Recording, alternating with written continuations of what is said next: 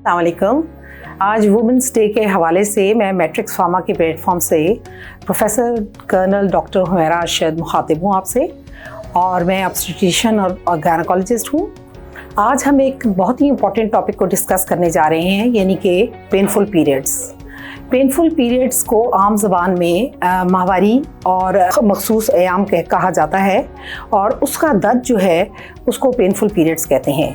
Scientific term में अगर हम बात करें तो हम इसको डिस्मेनोरिया कहते हैं। पेनफुल पीरियड्स से ख़वातीन जो हैं वो बहुत, उनकी लाइफ जो है वो मुतासर होती है, उनका लाइफस्टाइल बहुत ज़्यादा चेंज हो जाता है, उनको नॉर्मल काम करने में, काज करने में परेशानी होती है, बच्चियों को स्कूल जाने में परेशानी होती है।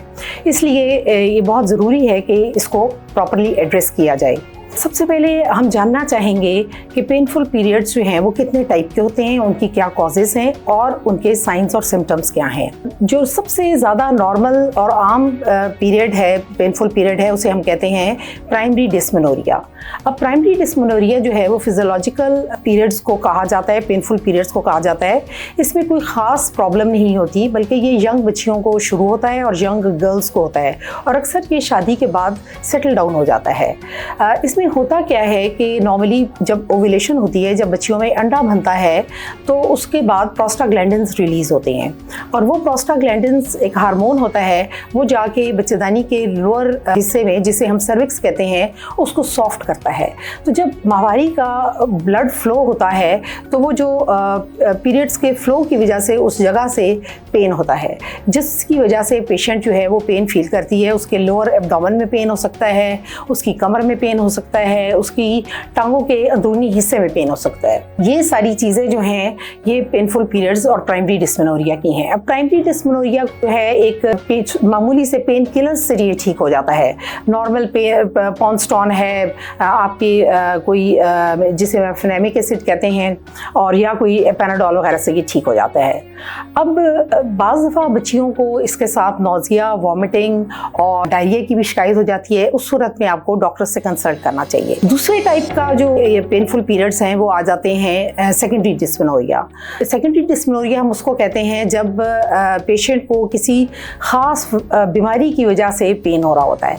लाइक फाइब्राइड्स की वजह से पेन हो सकता है। फाइब्राइड जो है वो बच्चेदानी में एक छोटी सी रसौली होती है जो कि बिनाइन होती है, उसकी वजह से पेन हो सकता है, या एंडोमेट्रियोसिस की वजह से पेन होता है। एंडोमेट्रियोसिस में होता क्या है कि माहवारी का खून जहाँ से निकलता है, यानी कि जो बच्चेदानी की इनर दीवार होती है, उसका ब्लड बाहर एक्सटर्नल ब्लीडिंग जब पीरियड्स की हो रही होती है, उसके साथ इंटरनल ब्लीड भी कर रहा होता है, तो उसकी वजह से भी पेशेंट को पेन होता है। तो ये इसको हम एंडोमेट्रियोसिस कहते हैं। इसी तरह एडिनोमायोसिस एक है बीमारी, उसमें पेन होता है। पॉलिप्स में पेन हो सकता है। फिर जिस्म के निचले हिस्से का, पेल्विस के इन्फेक्शन का, जिसे PID कहते हैं, उसकी वजह से पेन हो सकता है। तो ये सारी वजूहात हैं जिनकी वजह से पेन होता है। अब सेकेंडरी डिस्मेनोरिया जो है उसके सिम्टम्स जो हैं वो थोड़े से डिफरेंट होते हैं, और उसमें होता क्या है कि पेशेंट को पेन जो है वो उसकी इंटेंसिटी मेंसेस से 2-3 दिन पहले शुरू होती है और उसके बाद उसकी इंटेंसिटी बढ़ती जाती है।